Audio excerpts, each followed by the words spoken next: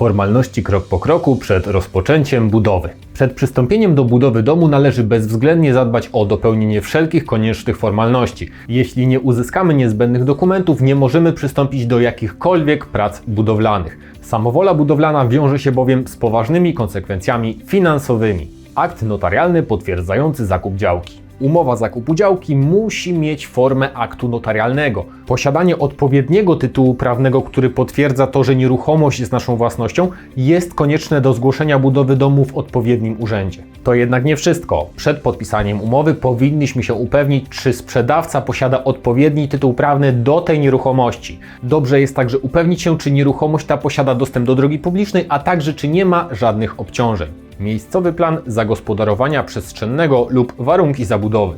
Kolejny etap to zapoznanie się z miejscowym planem zagospodarowania przestrzennego, jeśli takowy istnieje. Powinniśmy sprawdzić, czy umożliwi on nam budowę domu i czy dom na tym obszarze może wyglądać tak, jak to przewidujemy.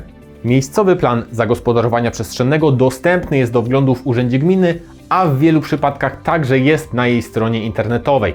W przypadku, gdy działka posiada status działki budowlanej, należy w Wydziale Architektury Lokalnego Urzędu Gminy złożyć wniosek o wypis z planu zagospodarowania przestrzennego. Na dokument ten czeka się do kilku dni roboczych, a w wielu przypadkach możemy go uzyskać nawet tego samego dnia. Jeśli dla danego obszaru nie obowiązuje MPZP, możliwości przeznaczenia działki regulują jej warunki zabudowy, czyli popularna WZ-ka.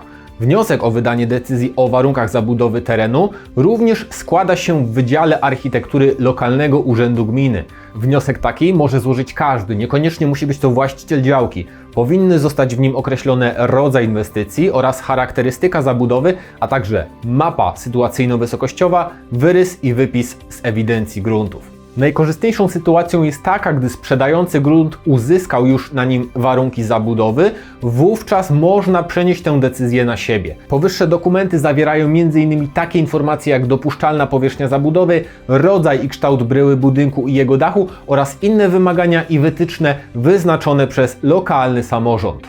Projekt architektoniczno-budowlany domu.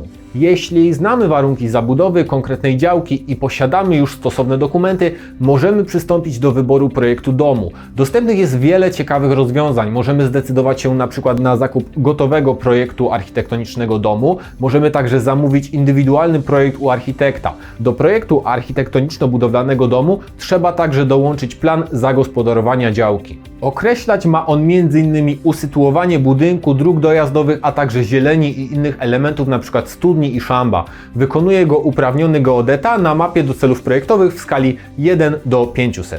Zgłoszenie budowy domu. Ostatnim krokiem, który powinniśmy wykonać, by móc legalnie budować dom, jest zgłoszenie budowy domu. Zamiar budowy domu zgłasza się w Wydziale Architektury Lokalnego Starostwa Powiatowego. W zgłoszeniu budowy określa się rodzaj, zakres oraz sposób wykonywania robót budowlanych, a także termin ich rozpoczęcia. Do zgłoszenia muszą zostać dołączone 4 egzemplarze projektu budowlanego z opiniami, uzgodnieniami, pozwoleniami, a także innymi dokumentami, które są wymagane przez przepisy szczególne wraz z zaświadczeniem osoby, która wykonywała ten projekt, że jest członkiem właściwej izby samorządu, np. Izby Architektów. Oświadczenie o prawie do dysponowania konkretną nieruchomością na cele budowlane. Decyzję o warunkach zabudowy i zagospodarowania terenu w przypadku, gdy jest ona wymagana przez przepisy o planowaniu i zagospodarowaniu przestrzennym. Od dnia zgłoszenia organ administracyjny ma 30 dni na wniesienie ewentualnego sprzeciwu i wezwanie do uzupełnienia braków. Należy dokonać tego we wskazanym terminie, ponieważ niedopełnienie tego wezwania będzie skutkować wniesieniem sprzeciwu. W przypadku, gdy organ administracyjny nie wniesie sprzeciwu, mamy do czynienia z tzw. milczącą zgodą. Można wówczas rozpocząć roboty budowlane. Przedtem należy jednak odebrać w lokalnym urzędzie ostemplowany projekt budowlany i dziennik budowy. Budowę domu musimy rozpocząć w przeciągu 3 lat od zgłoszenia budowy. Po upływie tego czasu milcząca zgoda utraci swoją moc.